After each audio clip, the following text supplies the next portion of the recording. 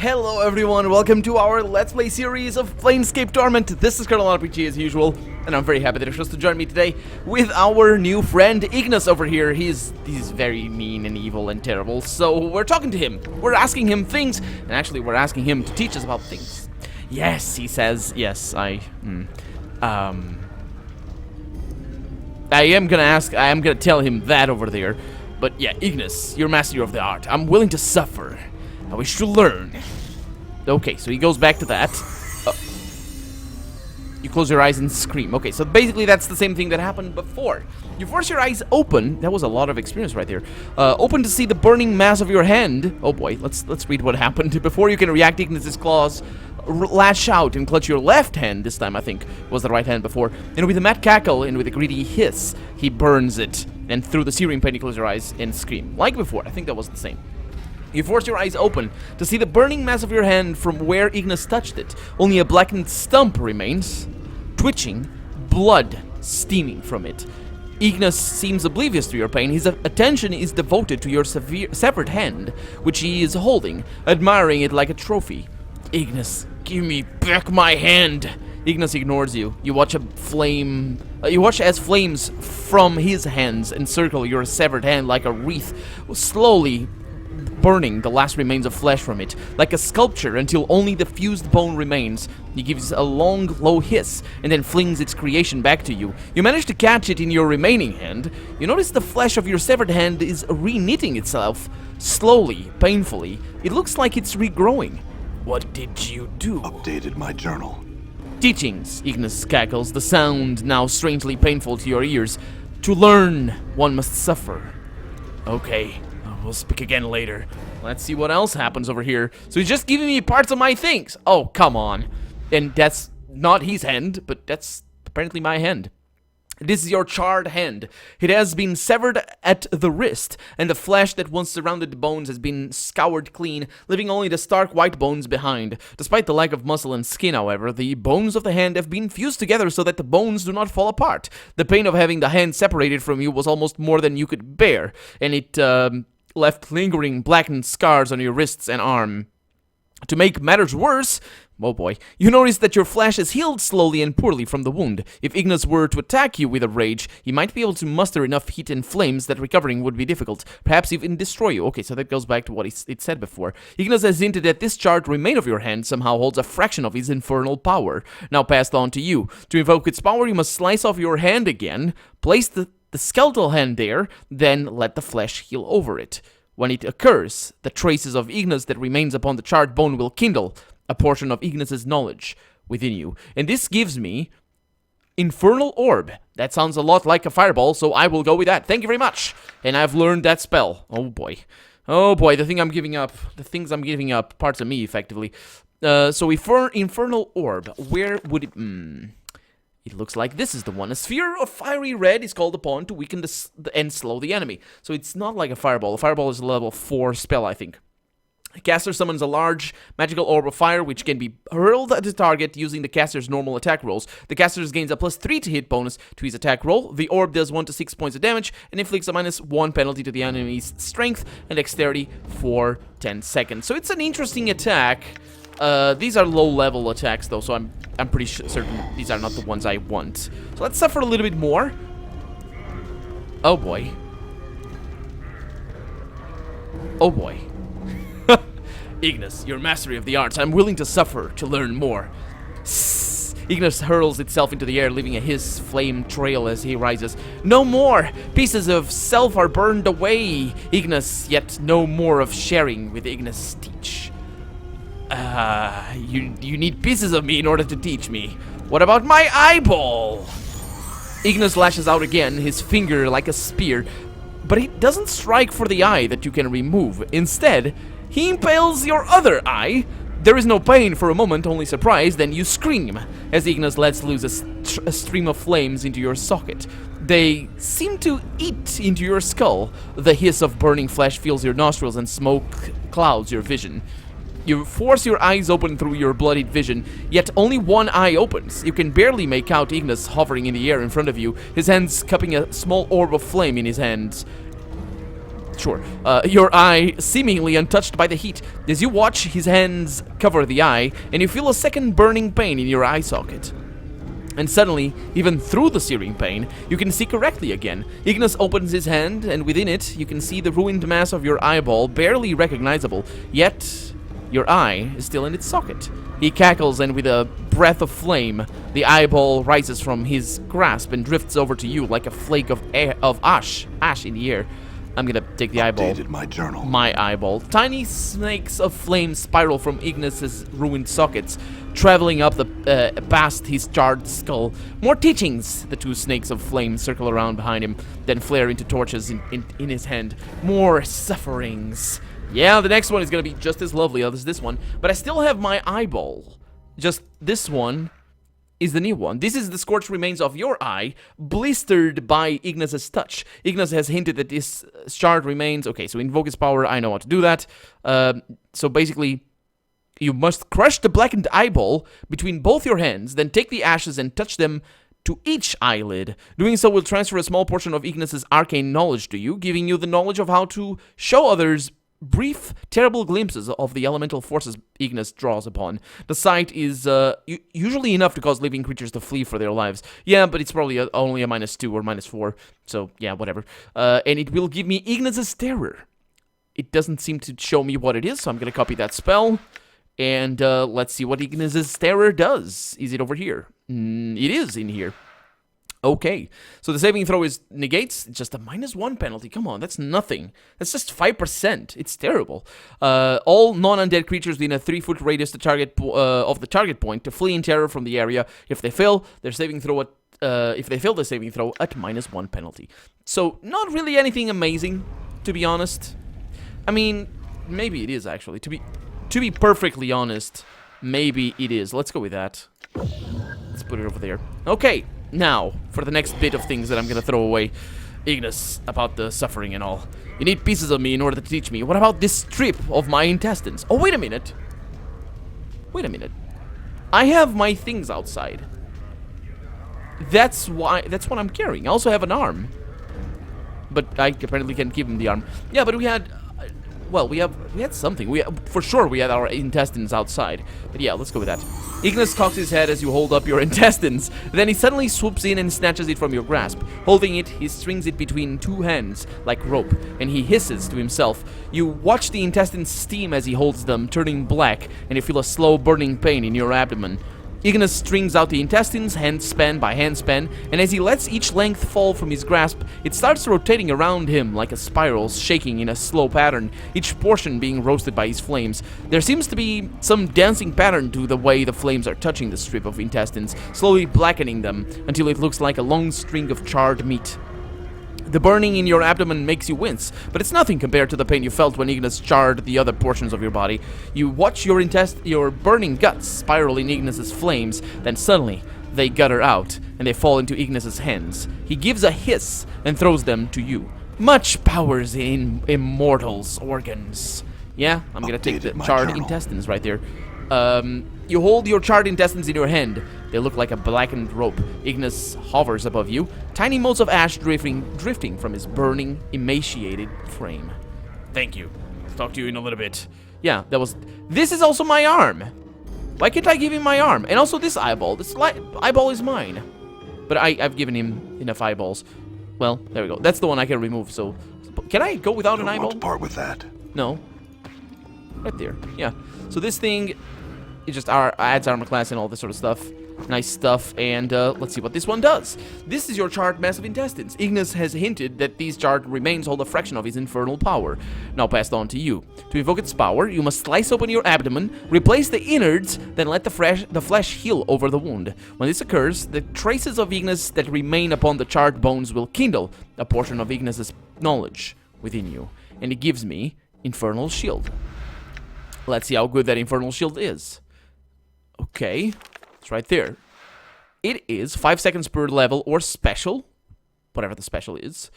Even the Great Destroyer is halted by this mystical barrier. When cast, all fiery effects are absorbed and altered into healing energies. That's nice.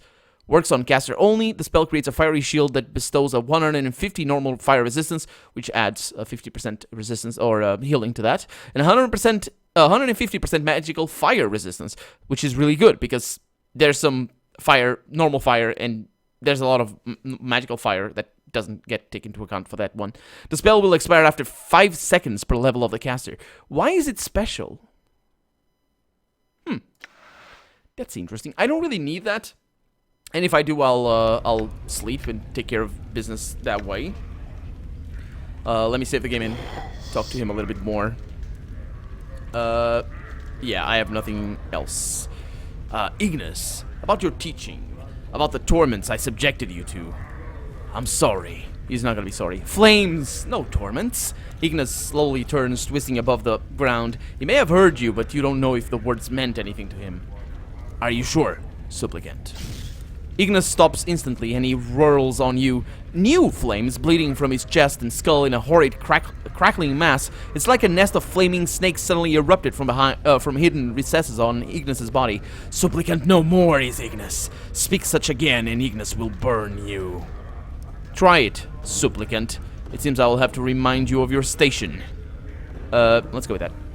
Ignus howls a horrible screaming roar, and a fiery radiance suddenly surrounds him, and his eyes are like windows to some other place. Yeah, I'm pretty sure that's not him anymore. That's just something controlling him. He raises his hands, flames crackling along the edges, growing to become great flaming whips. You shall burn. Ignus, you asked for this. Oh, we actually lose him. Yeah. Well, we gained what we could.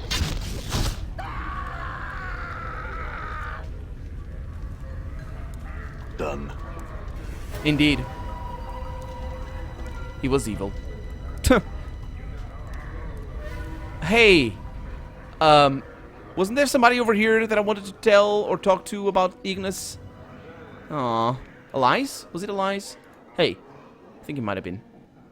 Okay, the game is loading. Okay, it's not. Well, there we go. Ignus is gone. Ah, the poor bastard. I'm pretty sure that was a devil just controlling him. And the pain and all this. He might have still been there. I mean, I put him out of his misery. It's the best I could have done for the guy, I think. Even though he... It's interesting that he just died, but... Even though he was a piece of crap and evil and all that sort of stuff, but... You know, it goes. Anyway, let's go over there because I need to leave this level. I need to go to the lower... No, wait, I need to join the Sensates, basically. That's the whole reason. Because there are some sensing stones, sensate stones, whatever, that are apparently very cool. And also, there's the whole thing of this is where Ravel Puzzlewell might be, or at least a clue to where she might be. So, yeah, looking forward to that as well.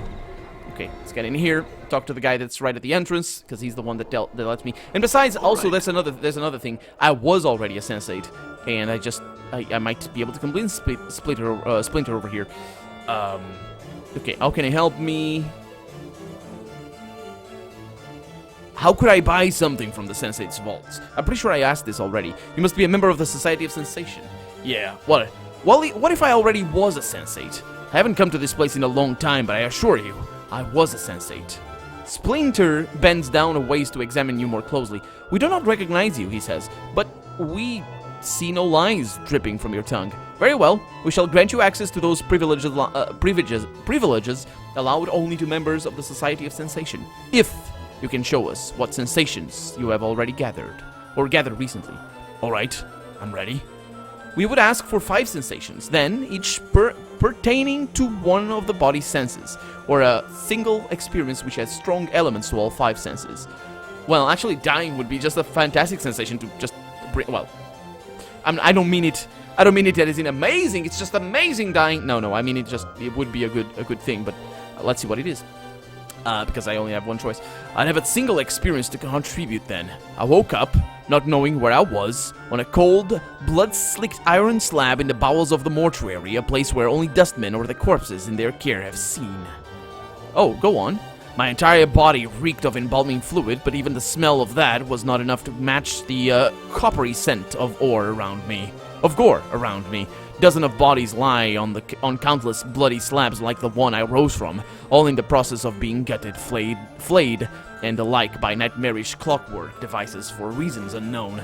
The only sounds were the squeals of labored metal and the unsteady tread of undead workers as they pushed the slabs about the mortuary on rusted iron tracks.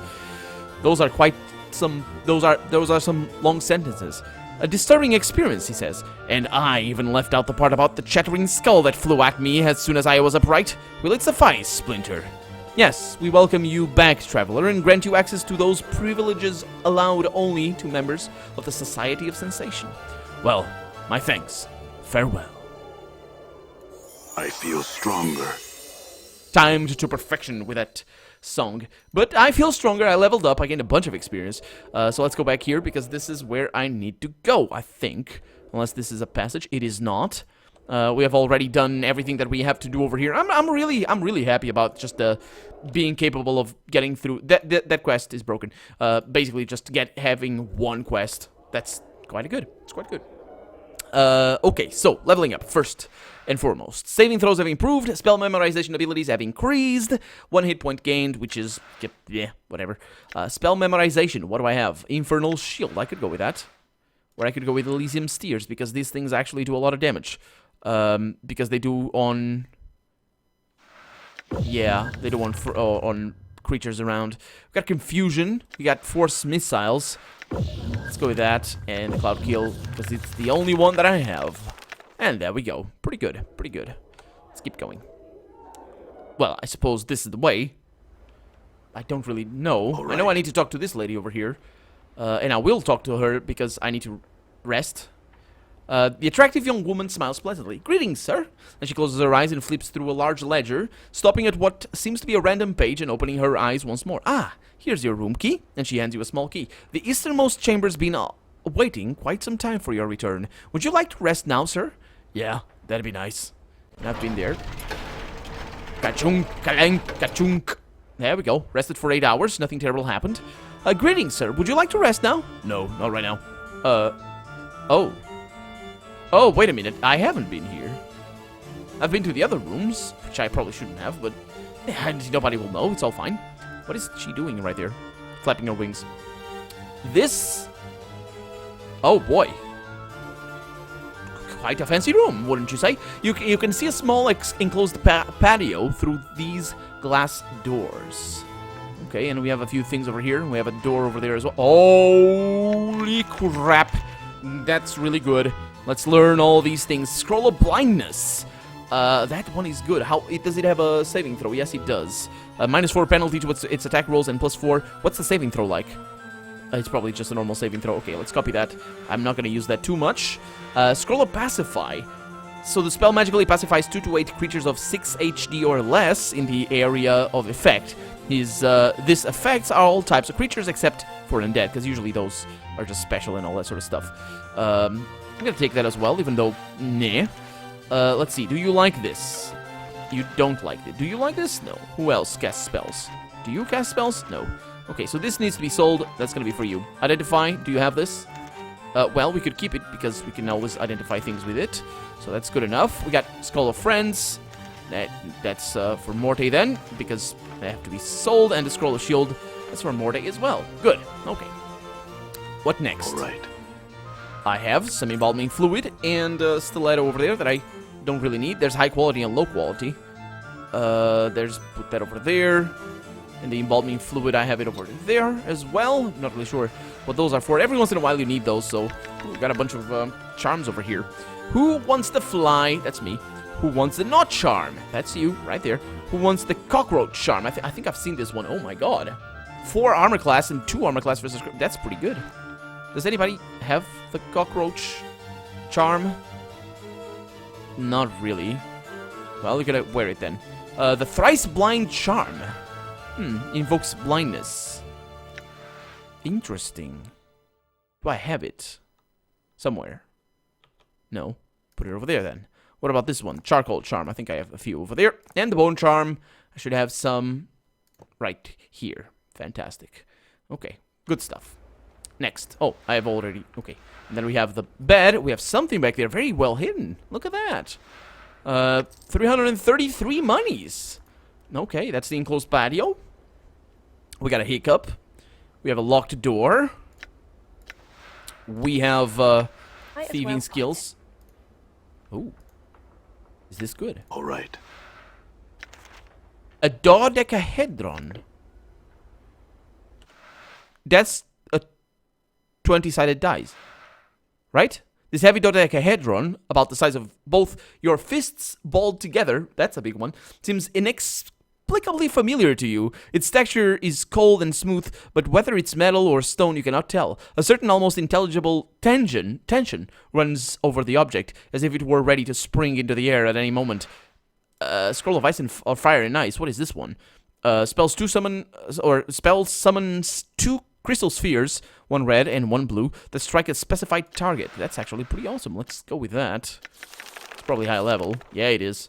Cloud kill goes away. So let's go with that, because those do a lot of damage. It's a little bit more localized. Might not even need to go for the cloud kill. Now, I need to use the dodecahedron, or whatever, however you pronounce this. Let's see what happens. This heavy dodecahedron... Okay, it goes back to that description. I'm gonna examine it. Oh. Upon closer examination, you realize that each side of the dodecahedron is a plate that can be twisted clockwise or counterclockwise. It appears to be a puzzle box or combination lock, as each of the pentagonal plates has 5 possible positions. The dodecahedron... Oh my god, that's really tricky then. The dodecahedron has no less than 244,140,625 settings. Really? That's 20 over 20? Or to the power of 20? That can't be. That can't be. No. Or probably 20 minus 1 over to the power of 20. Or to the power of 20 minus 1. But that can't be. Well, maybe it is. It would take every second of the next 77 odd years to hit all the combinations, but then you might just get lucky and stumble onto a solution in minutes. Actually, it's not as simple as that, because it's not 20 to the power of 20, because they're not free. They're not just, yeah, they're not just, you can't just put everything into the same place and just expect to get the same result. Sorry about that interruption. There was something making a lot of noise outside my window, and I was just speaking nonsense as well. Yeah, basically, it's not the perfect combination of 20 to the power 20. But anyway, let's fiddle with it for a bit. See what happens. As you methodically twist the cold gray facets of the dodecahedron, a strange sensation forms at the base of your skull. Your hands seem to move of their own accord, turning the object and spinning its facets with mechanical precision. You've done this before. You knew the combinations once, and you also become aware that there's a certain danger within the object, whether it's from simple traps or something less mundane, though you cannot recall. Yeah, but I'm gonna keep working, because I'm pretty sure this is the way to ravel puzzle well. In moments, you have what might be the first 4 sides locked into their... actually, this might be a 12-sided die and not a 20-sided die. I think it is a 21, but anyway. 4 sides locked into their proper places. As you begin to twist the 5th side of the dodecahedron, you recall a cunning blade trap that would snap out to lash at the metaller's hands, slashing their wrists and severing fingers. Oh my god. You avoid the trap with the proper number of rotations, certain that you've made progress in the unraveling of the object's secrets. After avoiding the dodecahedron's springing blades, you slowly puzzle out the next series of facet positions. As you start to turn the 9th side of the dodecahedron, you suddenly remember a second trap, jets of toxic gas that would form a billowing cloud of lethal corrosive vapor around a curious meddler. You circumvent the trap with the correct amount of twists, positive that you've nearly unlocked the dodecahedron. You circumvent the dodecahedron's poisonous gas trap and begin to work on the final facet positions. I think it might have been 12 and not 20. Just as you're locking the 12th pentagon into place, and it is, you recollect sorcerous runes hidden within the dodecahedron that would blast the unwitting holder with bolts of magical lightning. After disarming the trap with the correct number of facet rotations, the dodecahedron clicks and begins to open in your hands. The dodecahedron splits once more, twice, and eventually unfolds itself impossibly into a perfectly rectangular tablet the size of a large book. Etched into its surface are a series of bizarre symbols. It looks to be a code or language that you feel should be familiar to you, but it's not. Further examination of the tablet reveals that by twisting the pentagonal facets that are now upon the underside of the tablet, different pages may be displayed across the tablet's face. You finally realize that the dodecahedron is a tome or journal of some sort. Until I learn to read this language, might as well just put it away. Updated my journal. I think you just gotten your journal, dude. I think that is our journal. Can't do anything with it, can I? I'm gonna unfold it. Yeah, just goes back to that. Okay. Well, All right. let's ask the lady if she knows anything about this, because I have no idea where I need to go. I need to also go to the Sensate stones. I need to find them. Well, I can go ahead and just sleep, but I need to find the Sensate stones. Where would they be? They must. The door must be in this room over here. It could be on this side?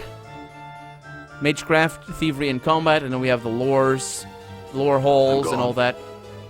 Yeah, I have no idea. Anyway, I'm gonna look into that and try to find them. But for right now, I'm Colonel RPG, and this has been Planescape Torment. I really hope you've enjoyed it, and if you did, go ahead and leave a comment, like the video, but above all, thank you so much for watching, and I hope I'll see you next episode. Bye-bye!